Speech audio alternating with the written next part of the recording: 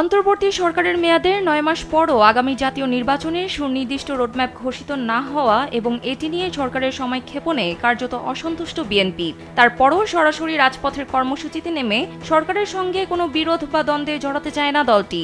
BNP এ বছরের ডিসেম্বরের মধ্যে নির্বাচনের যৌক্তিকতার বিষয়টি বর্তমানে যেভাবে বিভিন্ন ফোরামে তুলে ধরছে, আগামী আরও বেশ কিছুদিন ঠিক একইভাবে তা অব্যাহত রেখে সরকারের ওপর চাপ বজায় রাখবে।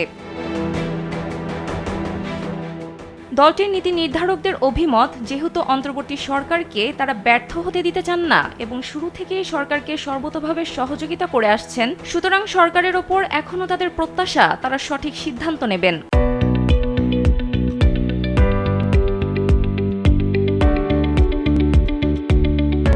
বিরাজমান হযবরল পরিস্থিতি সহ সামগ্রিক পরিস্থিতি বিবেচনায় নিয়ে সরকার রাজনৈতিক দলগুলোর সঙ্গে আলোচনা করে সামনের দিকে অগ্রসর হবে এবং ডিসেম্বরের মধ্যে নির্বাচন অনুষ্ঠানে প্রয়োজনীয় পদক্ষেপ নেবে। কমপক্ষে আরও ২ মাস সরকারের কর্মকাণ্ড পর্যবেক্ষণ করবে বিএনপি। এ সময় পেরোলে নির্বাচন নিয়ে সরকারের তরফ থেকে কোনো সুস্পষ্ট দিনক্ষণ ঘোষণা করা না হলে কিংবা নির্বাচন প্রলম্বিত করার কোনো লক্ষণ স্পষ্ট হলে তখন রাজপথের কর্মসূচির কথা ভাববে দলটি।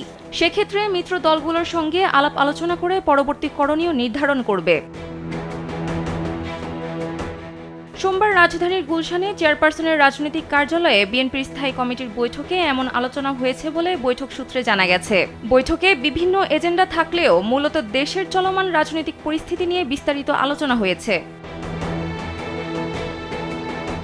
বিএনপি নেতাদের মধ্যে কেউ কেউ মনে করেন সরকারকে বিপদে ফেলতে নানা চক্রান্ত চলছে। সম্প্রতি অতি গুরুত্বপূর্ণ নয় এমন কিছু ইস্যু নিয়ে হঠাৎ করে নানা পক্ষের মাঠে আন্দোলনে নামার ঘটনাকে সন্দেহের চোখে দেখছেন তারা। স্থায়ী কমিটির বৈঠকে কেউ কেউ বলেন, বিএনপি সহ রাজনৈতিক দলগুলো ক্রমাগতভাবে দ্রুততম সময়ে নির্বাচনের সুনির্দিষ্ট দিনক্ষণ ঘোষণার দাবি জানিয়ে আসছে, কিন্তু সরকার এখনও সেটাকে সেভাবে আমলে নিচ্ছে না, বরং সংস্কার ও নির্বাচনকে তারা মুখোমুখি দাঁড় করাচ্ছে। নির্বাচন নিয়ে সরকার আসলে কি করতে চায় কিংবা সরকার আদৌ নির্বাচন দেবে কিনা, বৈঠকে সেটা নিয়েও শঙ্কা প্রকাশ করেন নেতারা।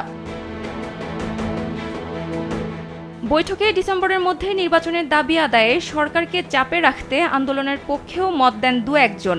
তবে এই ইস্যুতে এখনই মাঠে নামার মতো পরিস্থিতি তৈরি হয়নি বলে অভিমত দেন অন্যরা। নানামুখী আলোচনার পর বিএনপি নেতারা বলেন, বর্তমান অন্তর্বর্তীকালীন সরকার ছাত্র জনতার আন্দোলনের ফসল। সরকারের ওপর এখনও তাদের প্রত্যাশা তারা সঠিক সিদ্ধান্ত নেবে এবং দ্রুত রোডম্যাপ দিয়ে দেশকে নির্বাচনমুখী করবে। সানজিদা ইসলাম, কালবেলা।